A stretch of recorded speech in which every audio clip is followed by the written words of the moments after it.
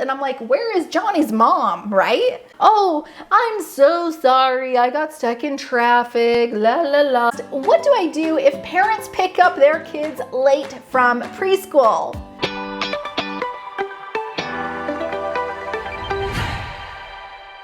I would actually ask you, Radinia, why are they picking up their kids late from preschool? Perhaps there's a policy that you can flip around to be able to prevent that from happening. Now, in daycare world, I totally get that. If you're doing a daycare and you've got 6 a.m. to 6 p.m. and husband is, running late, or mom needed to go to the grocery store first, or they had to work late for whatever reason, I get that, right? Or there's traffic. Oh no, like all the many reasons that could prevent a parent from picking up on time. I get that. However, we're not talking about daycare land, we're in preschool land over here. And in preschool land, there are strict pickup and drop-off times, and that helps you to not have kiddos getting picked up after the pickup time. Now, the very first thing I always do is I do a meet and greet whenever I'm doing our beginning of our school year. I have all the preschool parents come over as well as the preschool students, and they get to know their teacher. And then what we do is we separate them where the preschool students stay with the teacher, and then I talk to the preschool parents and I go over all of our policies, and most especially our pickup and drop off policies. Now, I have a whole different video on exactly how I do pickup and drop off, but let me give you a little example so that you'll know what I'm talking about and how to prevent those late pickups. When I'm talking about our policies and I'm doing our meet and greet, I'm literally showing preschool parents how to drive into our preschool, how they park, where they stand. And the way that I do pickup and drop off is when preschool is supposed to start, let's say it's supposed to start at 9 a.m., all of my preschool parents should already be parked and be standing right in front of our preschool door at 9 a.m. because at 9 a.m. I open the door, or one of my teachers, and we say, "Good morning, students." And then the preschool students separate from their parents and they come stand on the wall right by the door. So it's a great separation, there's no tears, the students are all on a wall and they're smiling at their parents. And then once everybody's separated and I realize there's nobody really, coming for a second, this is a very fast time, usually about 30 to 45 seconds, maybe a minute. All the preschoolers are standing right here. I'm like, all right, well, goodbye. Everybody say goodbye. And then the preschoolers wave goodbye to their parents. And then I welcome the students into the classroom. They go into the classroom and I'm the last one behind them, shutting the door and saying, of course, goodbye to the parents. And the parents go back into their car and they're off.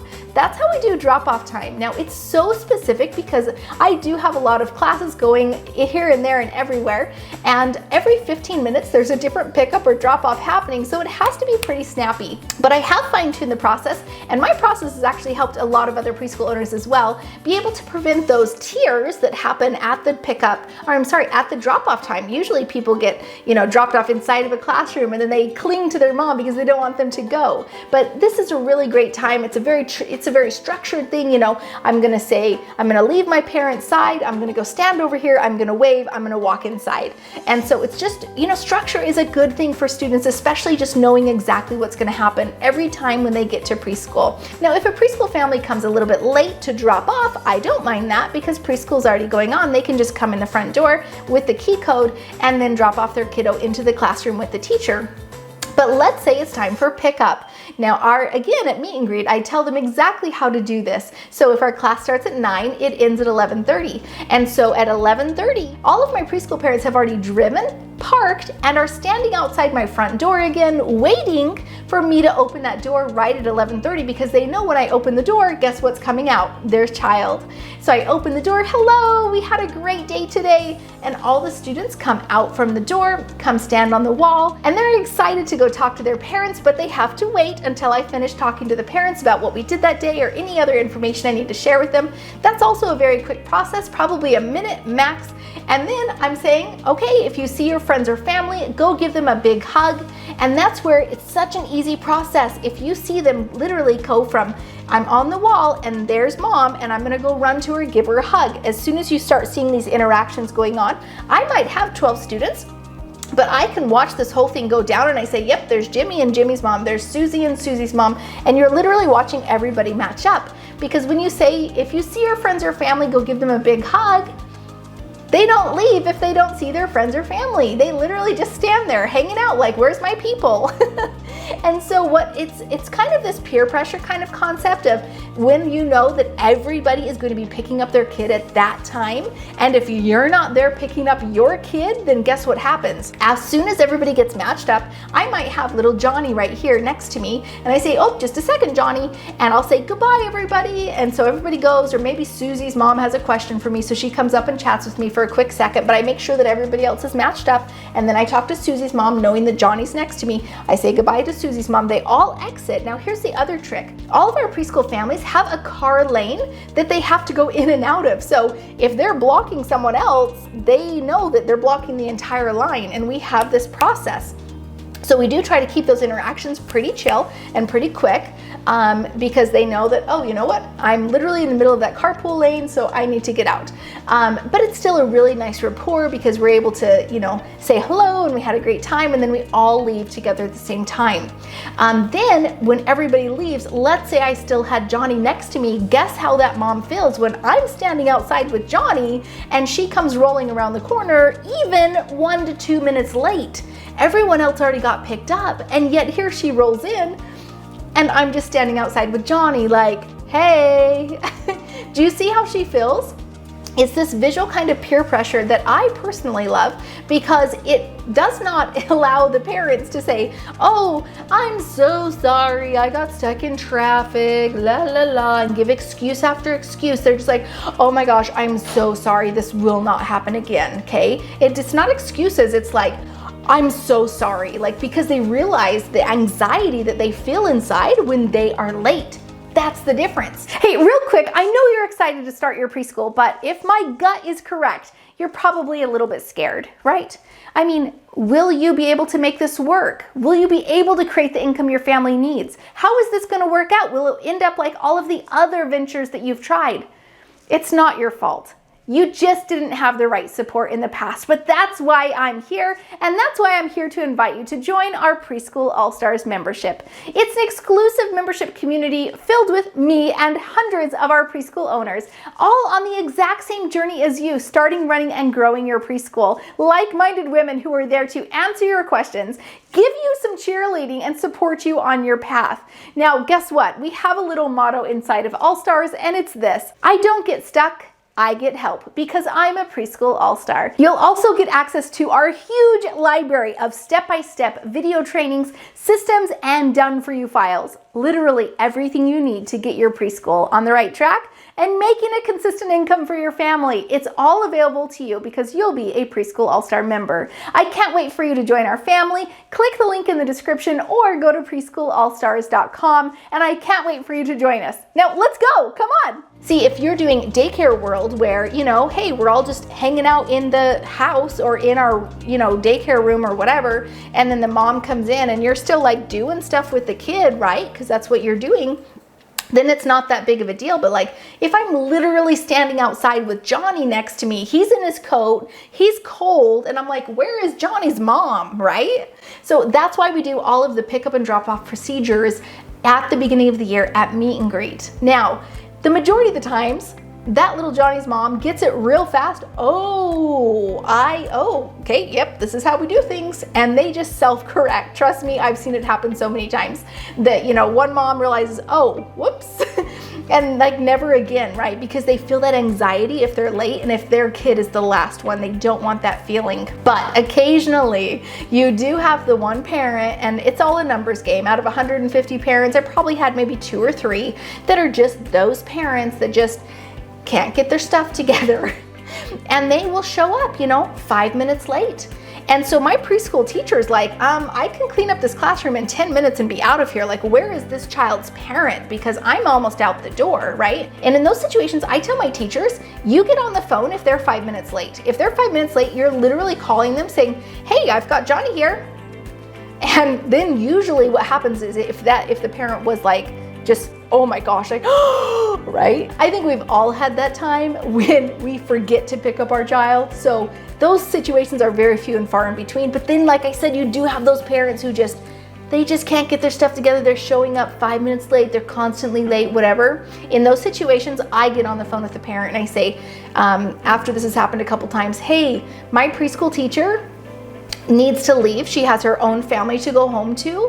And so when you're late picking up Johnny, that prevents her from picking up her children from the activities that they are at, or that prevents her from being with her family. Things like that. If I get the teacher's family involved, that goes a long way, because all of a sudden it's not just impacting the teacher, it's impacting her family. Like, did you know that she picks up her daughter from school also? Did you know that she has her daughter in gymnastics class? And I don't necessarily need to give personal details like that, but when you're talking about, you know what, because you're late picking up Johnny, it actually impacts our teacher. She has things that she needs to get to, and she expects him to be picked up right at the time that pickup happens. So is there any reason that you foresee why you're not able to pick up at pickup time? And I literally will say that to them.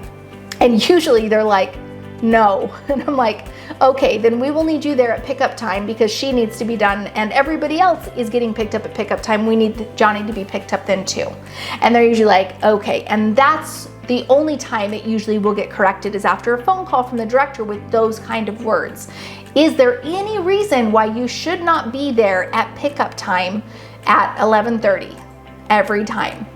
Okay, so if it's like, yeah, actually I pick up Susie from that school over there because she gets out of kindergarten and I am just rushing to try to get Johnny, then we have a different conversation. Then I say, oh, I can see that the schedule is a little bit difficult for you. Would you pick up Johnny first? Then you can pick up Susie and you won't have any problem with your schedule. Then it will work. And then they're like, oh, I didn't think about that. See, and you've solved a problem. You have to hear from them. Is there any reason why you wouldn't be able to pick up at preschool time, at pickup at 11:30 or whatever that time is? That's the phrase that you guys should use. And I think that's going to solve a lot of your concerns. Now, I have had a situation, I'll just tell you a couple of them. One time, a preschool mom had just had a surgery the day before, and she was still a little bit loopy on some meds. Somebody had dropped off her child to preschool, and she was supposed to pick up. Well, I was a little bit nervous about this because I knew she had just had surgery and I knew she was kind of still out of it. And I was like, this is likely to not go well. And so sure enough, 5 minutes, phone call, nothing. 10 minutes, phone call, nothing. Like it's just going to voicemail. And I'm like, oh no, we have a problem here. 15 minutes. So at 10 minutes, by the way, at 5 minutes, I call the parent. At 10, I call the line. Everybody in that emergency pickup, I start calling them one by one. I've got Johnny, you need to pick up. I've got Johnny, I need him to get picked up, etc. And then if the parent ever calls me back, hey, your husband grabbed him and now they're on their way to McDonald's or whatever, right? Like I can relay the information. However, this one mom was not picking up and I was like, and none of the emergency contacts were picking up. I think she only had 1 or 2 and nobody was picking up. And we were down to 30 minutes, 40 minutes. And I knew she was asleep, right? And now in this situation, I personally knew this mom because she lived like literally the next street over from me and we were friends outside of preschool and I knew her child very well. And so I literally drove her to her home and said, hi, you know, as I'm ringing the doorbell thinking, I wonder if she's even gonna answer the door. She came to the door, she was just disheveled of like, oh my gosh, I can't even believe I slept through. Whoa, I'm so sorry. And of course, I totally understood. I mean, I can imagine if you just gone through surgery, right? And it was conked out. And so in that situation though, like I had to stay after, my teacher still was trying to stay after, right? Like, and so I said, you know what? I totally understand the difficulty of this thing, but I still have to pay my teacher's salary. So we do need to have you pay $5 for every 15 minutes that you weren't there, you know? And so it ended up being like probably $20 or something, not a big deal, but it was enough for me to just, you know, obviously pass on to my teacher, obviously, because she was there also after hours. Now, do I recommend driving those children home? No, absolutely not. This was a very specific case where I was a personal friend of this person and I felt personally just fine with it. It was not a concern. It was either that or do I call the police? And I did not want that experience for this cute little girl that I needed to take home. But in any other situation, it's one of those things where let's say that worst comes to worst and they're literally not getting picked up. Technically by 5 o'clock, that's a phone call. You can literally call the sheriff and say, I need some help here because no one has come to pick up this child. But Has that happened in my school? No, it has not. In that situation, or the reason why it hasn't happened is because we have such tight turnarounds. It's 2.5 hours. You know, it's not like you drop off your kid and you forgot to pick them up at the end of the day, which I think is also very unlikely, but it's 2.5 hours. Everybody knows pick up and drop off. And especially with the meet and greet, there's that very fine tuning of this is exactly how we do it. And when you don't do it correctly, we try to get you back in line, okay? And that's how, with even 13 preschool classes going on sequentially, I was able to not even be in my preschool building the entire time that preschool was going on, because my teachers had been trained, my parents had been trained, and my students had been trained from the very first meet and greet of exactly how we ran the preschool, so I didn't need to be there showing them how to run it anymore. I hope that's helped you. Post in the comments below, have you ever had an experience where a child got picked up so late? I hope you have a story for me because I just shared mine with you. And as always, please comment, like, subscribe, and share so I can get you more of these videos.